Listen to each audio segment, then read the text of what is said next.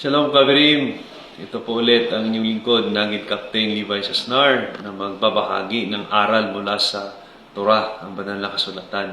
At sa linggong ito ay ating tatalakayin ang Parasyat Yetro mula sa Exodus chapter 18 verse 1 hanggang chapter 20 verse 23. May mahalagang aral ito bago ang pagbigay ng Ten Commandments o ang Aseret Divrot.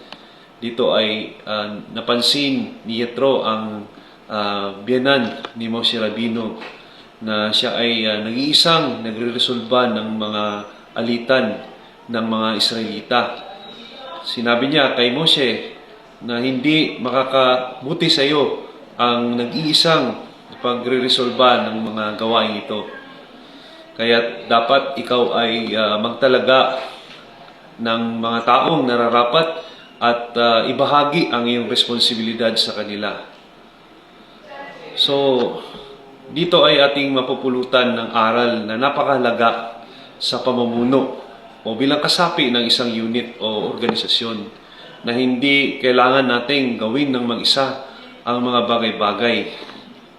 Dahil ang tunay na lakas nasa tiwala at pagtutulungan ng buong koponan. Sa bawat misyon o operasyon o simpleng gawain, kailangan natin ang bawat isa upang magtagumpay. Nang ibinigay ng Hashem ang 10 Commandments o 10 utos, ito ay binigay sa buong bayan ng Israel, hindi lamang sa iisang tao. Pinapakita nito na ang disiplina, tamang asal, pagtutulungan ay ang pundasyon ng matatag na komunidad gaya ng isang hukbo. Ang Parasyat Yetro ay paalala na ang tunay na tagumpay ay nagmumula sa pagkakaisa, pagtutulungan at tamang pamumuno. Kaya dalhin natin ang aral na ito sa bawat araw ng ating pagsiservisyo.